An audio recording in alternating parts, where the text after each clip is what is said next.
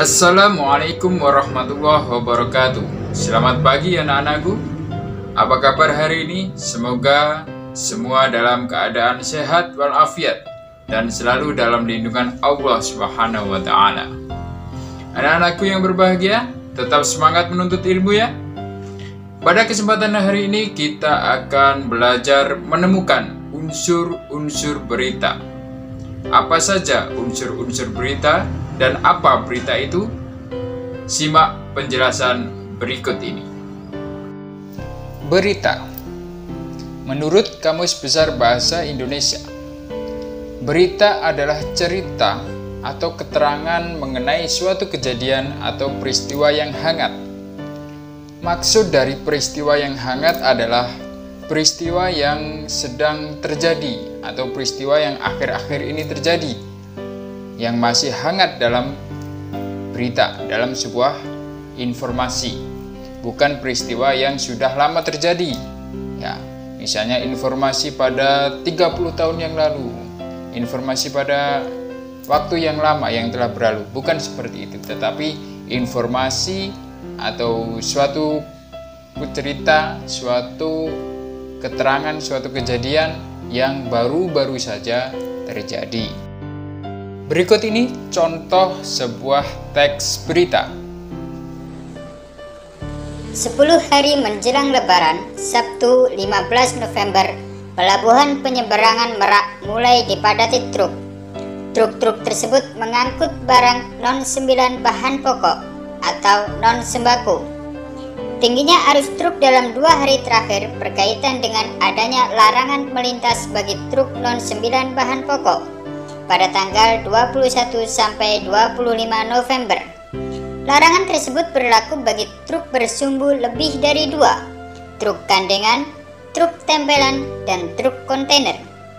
Penumpukan truk bersumbu 2 tersebut seperti di Pelabuhan Merak menyebabkan antrian truk sekitar 100 meter dari pintu masuk kapal. Antrean terjadi di dermaga 1 hingga dermaga 4. Tetapi antrean tersebut masih dalam batas normal. Antrean belum membludak keluar area parkir pelabuhan. Akibat penumpukan truk itu, beberapa sopir truk mengaku harus menunggu sekitar 2 hingga 4 hari untuk bisa masuk kapal. Setelah kita mengetahui pengertian tentang sebuah berita, selanjutnya akan kita bahas tentang unsur-unsur teks berita. Unsur-unsur berita ada apa, kapan, di mana, siapa, mengapa, dan bagaimana. Ya, di dalam bahasa Indonesia, untuk mempermudah ingatan kita, bisa kita singkat dengan Adik Simba. Apa, di mana, kapan, siapa, mengapa, dan bagaimana. Apa? Menanyakan tentang peristiwa apa yang dibicarakan. Kemudian di mana? Di mana peristiwa itu terjadi? Kemudian kapan? Kapan waktu peristiwa itu terjadi? Kemudian siapa? Siapa saja yang terlibat dalam peristiwa tersebut? Dan mengapa? Mengapa peristiwa itu bisa terjadi? Kemudian bagaimana? Bagaimana kronologi peristiwa itu terjadi? Kejadian sebuah peristiwa itu bagaimana? Teks berita ini memiliki unsur-unsur sebagai berikut. Tentang unsur apa? Peristiwa apa yang terjadi? Yakni padatnya Pelabuhan Merak. Kemudian di mana? Di mana peristiwa itu terjadi? Di Pelabuhan Penyeberangan Merak. Ya, kalau pertanyaannya di mana berarti menanyakan tentang tempat. Ya, jadi tempat peristiwa itu terjadi, yakni di Pelabuhan Penyeberangan Merak. Kemudian kapan? Kapan berarti menanyakan tentang waktu. Kapan peristiwa itu terjadi? Yakni 10 hari menjelang Lebaran, Sabtu 15 November. Kemudian siapa? Siapa yang terlibat dalam peristiwa tersebut? Yakni truk-truk pengangkut barang non-sembako. Kemudian mengapa? Mengapa berarti menanyakan sebab. Mengapa peristiwa itu bisa terjadi? Yakni karena adanya larangan melintas bagi truk non-sembako pada 21 sampai 25 November. Yang terakhir, bagaimana proses terjadinya peristiwa tersebut? Peristiwa tersebut menyebabkan antrian truk di pintu masuk kapal. Baik, selanjutnya akan kita bahas tentang unsur-unsur pembuatan sebuah berita. Dalam membuat sebuah berita, ada 4 unsur yang perlu diperhatikan. Yang pertama adalah unsur aktual, yang kedua adalah unsur faktual, yang ketiga adalah unsur penting, dan yang keempat adalah unsur menarik. Unsur aktual maksudnya adalah peristiwa itu sedang atau baru saja terjadi, aktual.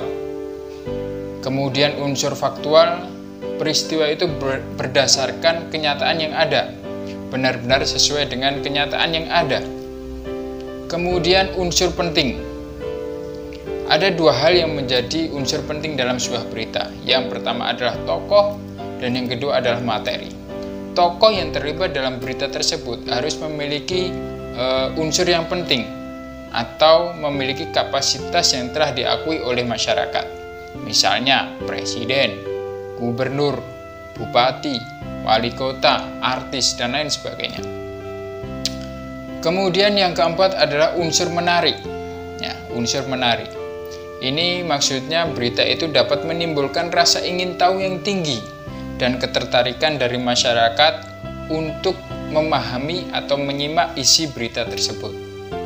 Unsur menarik ini biasanya bersifat menghibur, kemudian aneh, kemudian bersifat kriminalitas ataupun konflik.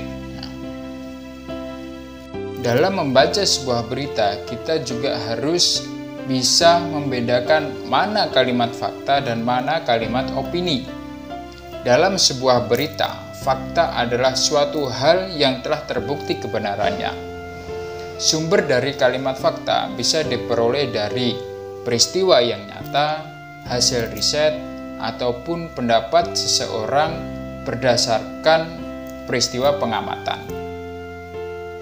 Ciri dari kalimat fakta sendiri biasanya terdapat keterangan waktu, keterangan angka atau data, dan keterangan tempat.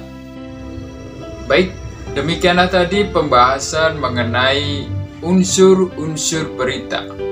Semoga bermanfaat. Kita tutup pertemuan kali ini dengan bacaan hamdalah. Alhamdulillahirrabbilalamin. Istighfar 3 kali. Astaghfirullahaladzim, astaghfirullahaladzim, astaghfirullahaladzim. Dan doa kafaratul majlis. Subhanaka Allahumma wa bihamdika asyhadu alla ilaha anta astaghfiruka wa atubu ilaik. Tetap semangat menuntut ilmu. Jangan pernah berhenti belajar, berproses, berkarya, dan berdoa untuk menggapai sebuah cita-cita.